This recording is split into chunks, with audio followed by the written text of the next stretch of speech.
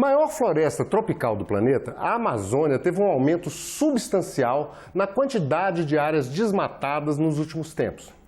Esse aumento vem depois de anos de controle e no momento em que alguns líderes internacionais questionam a gestão brasileira deste imenso patrimônio ambiental. E o plenário do Senado realizou uma sessão temática remota para mais uma vez trazer esse assunto em discussão.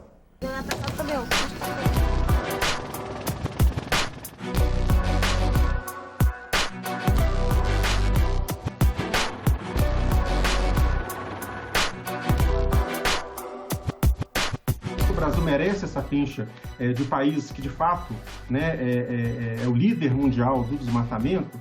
Infelizmente, sim. O Brasil continua liderando, né, o desmatamento, aí com uma participação um pouco menor, 26,4%, mas por 3 décadas consecutivas é o campeão de desmatamento. A gente vê que houve um salto muito grande na área desmatada, dentro de CAR, dentro de florestas públicas não destinadas. Isso é grilagem pura, é ilegalidade pura.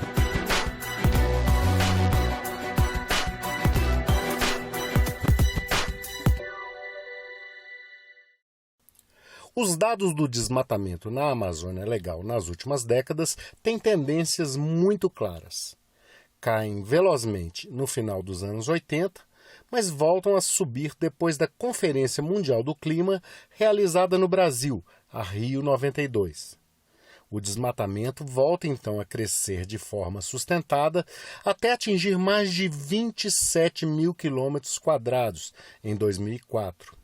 Foi quando o governo criou o Plano de Prevenção e Controle do Desmatamento da Amazônia, o PPCDAM, que trouxe uma redução significativa nos anos seguintes. Em 2007, o governo editou um decreto que reforçou a fiscalização em municípios específicos, baixando ainda mais os índices. Os números, então, se mantiveram em níveis relativamente baixos até 2014, quando voltaram a subir, superando 10 mil quilômetros quadrados de desmatamento nos 2 últimos anos. 2014, portanto, foi o último ano que a gente poderia dizer da era de ouro de controle do desmatamento, quando o governo, de fato, conseguiu uma ação integrada junto com o governo estadual, governo federal e sociedade e produtores que passaram a agir de outra forma, passaram a incorporar práticas conservacionistas. Agora nós estamos pondo tudo isso a perder. Esse é o nosso problema. O decreto de 2007 criou os municípios prioritários para a fiscalização. O desmatamento na Amazônia sempre foi muito concentrado. A gente sabe, o Brasil sabe onde está acontecendo o desmatamento, né? São casos localizados, né? E a gente precisa demonstrar para o mundo que a gente sabe onde está acontecendo e que a gente vai combater isso. Um artigo publicado recentemente pelo nosso grupo na revista Science, onde nós chegamos à conclusão que dos imóveis que desmataram ilegalmente, somente 15% dos imóveis desmataram ilegalmente, né? Desmataram na Amazônia e 20% dos imóveis desmataram no Cerrado. Então não é a maioria dos produtores que está desmatando e não é a maioria dos produtores que está ilegal, né? Inclusive, 2% dos imóveis na Amazônia no Cerrado somam 62% da área desmatada ilegalmente. Essas são as maçãs podres. A Amazônia tem centenas de municípios e ocorre que em apenas 38 municípios ocorriam mais de 50% de desmatamento. E essa concentração vale também para as áreas indígenas e para as áreas de preservação. Das mais de 200 unidades de conservação que a gente tem na Amazônia, né, só 10 representam 75% do número de focos de calor. E estão concentradas na região aí do coração do Pará, né, na Terra do Meio, e também na região da BR-163. No caso do desmatamento, a concentração ocorre no mesmo lugar. No caso das terras indígenas, né, somente 10% das 400 terras indígenas que existem na Amazônia representaram 60% do fogo. São terras indígenas que estão sofrendo com garimpo ilegal, com invasão ilegal, com exploração madeireira ilegal. Um grupo de pesquisadores brasileiros descobriu que o próprio Cadastro Nacional de Florestas Públicas tem 15 milhões de hectares de florestas sobrepostos, somente na Amazônia. E isso apenas entre as florestas públicas não designadas, aquelas que não receberam do poder público a designação para desenvolver alguma atividade econômica ou social específica. Os pesquisadores descobriram também que, do que não está sobreposto, cerca de 50 milhões de hectares, 23% foram declarados como propriedade privada no sistema do Cadastro Ambiental Rural, o CAR. O CAR é um cadastro voluntário e, aparentemente, pessoas têm utilizado essa ferramenta para se apropriar ou se tornar, né, dizer que ok, essa terra é minha, enquanto que ela está no cadastro brasileiro de florestas públicas, né, que pertencem aos brasileiros. A gente vê que houve um salto muito grande na área desmatada, dentro de CAR, dentro de florestas públicas não destinadas. Isso é grilagem pura, é ilegalidade pura. As florestas públicas podem se tornar unidades de conservação, florestas exploradas com manejo sustentado, assentamentos rurais, áreas militares e terras indígenas, entre outras coisas. Mas, sem a designação, acabam ficando expostas à grilagem e ao desmatamento. Os estados da Amazônia têm 32 milhões e 700 mil hectares de florestas públicas não designadas, enquanto a União tem na região outros 17 milhões de hectares. Mas a área desmatada nas florestas federais é 5 vezes maior. Se essas florestas não forem destinadas, elas vão continuar sendo alvo de ilegalidades, de expropriação ilegal. Tolerar atividades ilegais que afrontam a Constituição brasileira não é uma coisa que qualquer nação democrática e moderna deve realmente fomentar. O desmatamento é resultado da grilagem, da especulação, da ocupação predatória da floresta com outros fins que não a produção. Nós não podemos tratar o produtor rural, né, o nosso caboclo que usa a terra para se alimentar e para alimentar a sua família, da mesma forma que um grileiro que está cometendo atos ilícitos. Há muito tempo, o Brasil vem sustentando a liderança no ranking mundial do desmatamento. No período de 85 a 2019, teve uma perda de 43 milhões de floresta, né? Teve um ganho, um aumento de 36 milhões de pastagem, e a área subiu 6 milhões da área de agricultura. O Brasil tem sido o campeão mundial no desmatamento pelas últimas 3 décadas. Esse é um levantamento internacional conduzido pela FAO, agência da ONU. O Brasil continua liderando, né, o desmatamento, aí com uma participação um pouco menor, 26,4%, mas por 3 décadas consecutivas é o campeão de desmatamento. O Brasil merece essa pincha de país que, de fato, né, é o líder mundial do desmatamento? Infelizmente, sim. Né? Assim, se você olhar levantamentos globais, né, como os feitos pela FAO, né, o Brasil desmata 4 vezes mais do que o segundo colocado.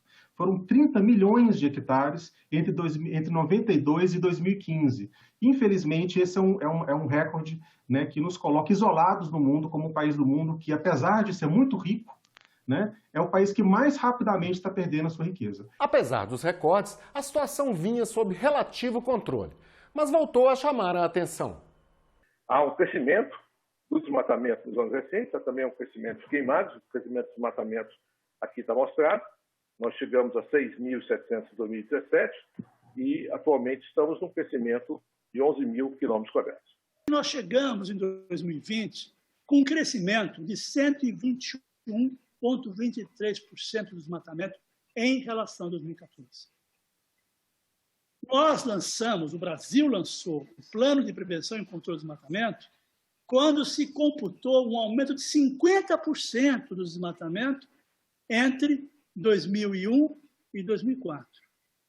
E nós estamos deixando de agir da mesma forma implementando os mecanismos e as políticas públicas que estão aí, elas existem, já foram testadas. A gente tem que dizer, olha, nós temos um problema e a gente sabe como resolver, a gente já resolveu antes, né? A gente tem a tecnologia, a gente tem o arcabouço institucional para resolver isso e nós vamos fazer. Isso é muito preocupante, né, enquanto brasileiro, ver essa situação que talvez meus filhos e netos não vejam um país, né, porque quando eu nasci, o país tinha 70% de vegetação, hoje tem 60%, talvez quando os meus netos estiverem aqui, ele vai ter 40%, 30%, 20%, né, infelizmente está se perdendo muito rápido. Quando eu comecei a fazer meus estudos na Amazônia, na iniciação científica, só 0,5% da área da Amazônia havia sido desmatado, né? Em 88, isso já tinha aumentado para 5%, e em 2018 estamos em 19% e atualmente em cerca de 20%. Mas será mesmo que é preciso desmatar para produzir? Exatamente no período onde houve a maior queda do desmatamento na Amazônia, houve um maior aumento do PIB agropecuário da Amazônia. Por quê? Porque o que gera riqueza é tecnologia, é plantio direto, é seleção geneticamente, né? Seleções genéticas, né? Seja das lavouras, seja do gado, né? É isso que gera uma riqueza do nosso agronegócio. Grandes avanços que houveram na redução do desmatamento entre 2005 e 2012, 2013, onde nós conseguimos reduzir de mais de 80% o desmatamento da Amazônia, sem que houvesse qualquer prejuízo mensurável à agricultura brasileira. Os números do nosso agronegócio, pelo contrário, praticamente dobraram no período. Houve um grande aumento da exportação e, ao mesmo tempo, que havia um grande corte no desmatamento. Esse é um mito que nós temos que pôr por terra. O desmatamento não é necessário para aumentar a produção, não é necessário para garantir a economia. A correlação entre produção agropecuária, no caso aí a soja, e desmatamento, deixou de existir. A partir de 2004, gradativamente, verifica-se um desacoplamento entre essas variáveis. E o desmatamento cai de forma consistente e permanente. A área plantada de soja cresce de forma consistente e permanente e o preço, acompanhando inclusive o preço da commodity, conforme mostra esse gráfico. Até 2004, uma nítida e forte correlação entre desmatamento e a expansão do rebanho bovino na Amazônia. A partir de então, queda do desmatamento, continuidade no aumento do preço da arroba do boi. E não faltam opções para melhorar a produção e a produtividade na Amazônia. Nós precisamos dar atenção para os cultivos perenes na Amazônia, que seria a grande vocação. Tomando o exemplo do cacau, por exemplo. O Pará hoje é o maior produtor brasileiro de cacau, tá vendo? E o Brasil ainda importa cacau em quantidades que chegam a 15% a 25%, pagando todo ano aí 250, 300 milhões de dólares de importação. O estado do Pará hoje tem 200 mil hectares de dendezeiros, tá vendo? Mas ainda nós importamos 55% de óleo de dendê. Não se justifica que a seringueira, sendo nativa da Amazônia, e desde 1951 o Brasil é um grande importador de borracha. Aí. Hoje nós estamos importando aí em torno de 60% de borracha, né? Implicando aí evasões de divisas também acima de 330 milhões de dólares aí. Só pegando as 3 culturas aí, tá, né, que seria uma grande alternativa para pequenos produtores, nós podemos economizar quase assim $1 bilhão aqui. Né? O Alfredo fala na questão das borrachas. São Paulo hoje produz mais que os seringais que tinham na Amazônia. Bom, esta evolução nós precisamos trazer. Essa tecnologia ela existe. Nós temos que fazer com que a Amazônia possa aproveitar essa tecnologia. Tomando como exemplo a cultura da mandioca, que o estado do Pará é a maior produtora brasileira, né?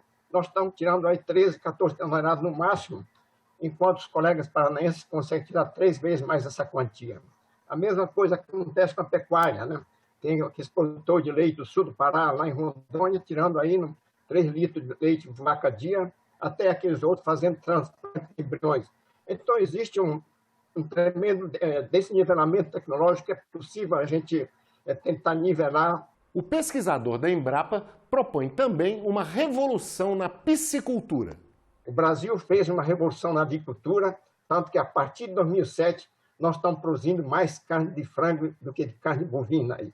E a produção de peixe é uma linha reta há mais de 60 anos aí. Hoje o frango sai lá de Santa Catarina, atravessa o Brasil inteiro para ser vendido em Belém e outras capitais aqui da Amazônia, cidade da Amazônia. Nós devemos fazer essa revolução da piscicultura, que eu acho que seria um grande marco da agricultura amazônica. Tem um peixe, tambaqui, por exemplo, os chineses vieram aqui, tomaram o tambaqui da Roraima. Hoje estão exportando tambaqui e nós ficamos ainda com o mesmo tambaqui de anos atrás.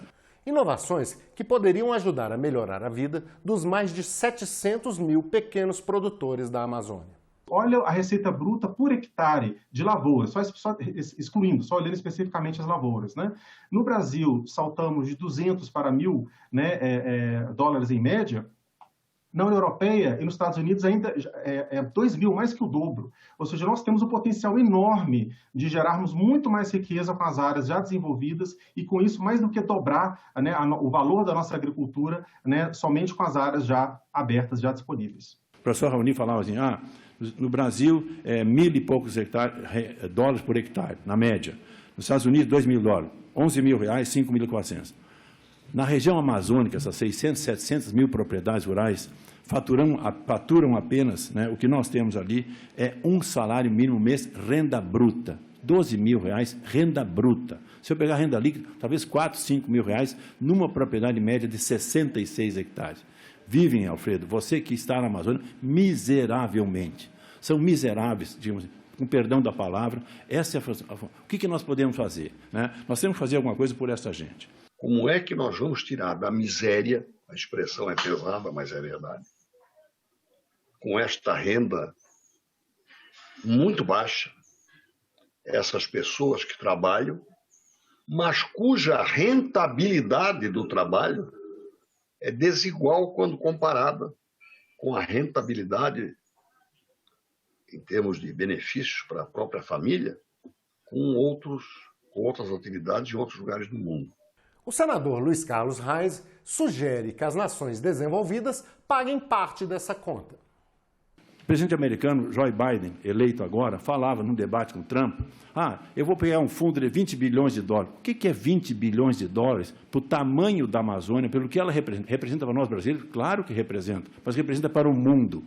Então, que o mundo desenvolvido nos ajudasse a pagar. Nós não temos dinheiro suficiente para fazer aquilo que o Alfredo Oma preconizou. Como é que nós vamos arrumar dinheiro para arrumar 600, 700, 800 mil produtores da Amazônia? Alguns terão condições de fazer, Alfredo, mas não temos dinheiro público das prefeituras, dos governos estaduais ou mesmo do governo federal.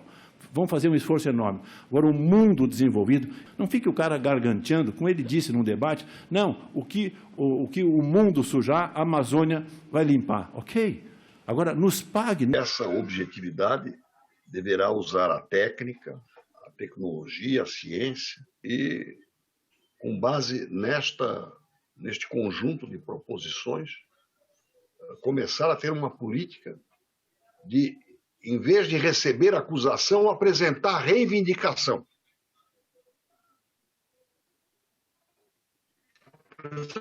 Apresentar reivindicação para o mundo. Para o mesmo mundo que quer nos indicar rumos, para o mesmo mundo que interfere, que nos sanciona, nos penaliza, nos culpa, tenta nos encher de contrições e de remorsos. Mas até que ponto o desmatamento da Amazônia prejudica realmente o meio ambiente? Participação das atividades econômicas nas emissões brasileiras apontam para a agropecuária ser responsável por cerca de 72% das emissões de gases de efeito estufa do Brasil em 2019. Isso se considerarmos o desmatamento da floresta, cujo uso final, em geral, é o uso agropecuário, está associado com as emissões diretas do setor agropecuário. 44% das nossas emissões de gases de efeito estufa são diretamente associadas ao desmatamento, ou seja, desmatou, colocou outro uso e o carbono que estava estocado nas florestas ou na vegetação nativa vai para a atmosfera. Isso é a forma mais fácil, mais barata da gente reduzir as nossas emissões, combatendo o desmatamento ilegal. Aqui dados da Global Carbon Atlas. 2019, a China é responsável por 27,9% da emissão de gás de efeito estufa.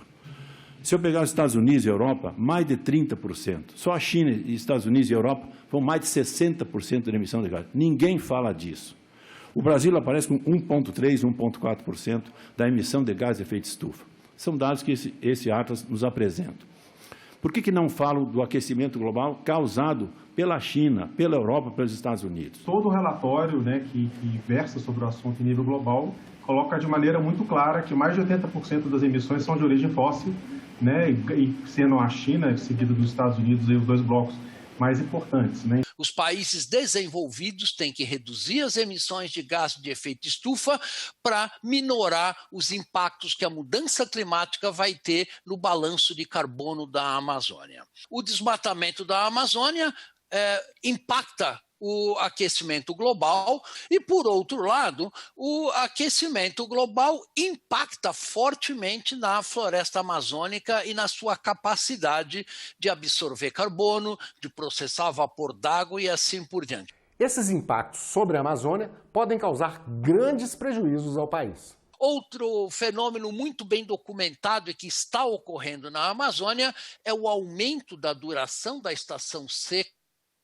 com um atraso progressivo a cada 6 dias, a cada década, da entrada da estação chuvosa em Rondônia. E a chuva na estação seca está diminuindo sistematicamente. Vários indicadores também apontam para essa mesma direção. Se nós pegarmos o déficit hídrico de 86 a 2005, comparado com, por exemplo, desta década, vocês veem que a região que tem um alto déficit de água está aumentando significativamente. Antigamente era só na região do Nordeste, mas está avançando em Mato Grosso e em Rondônia.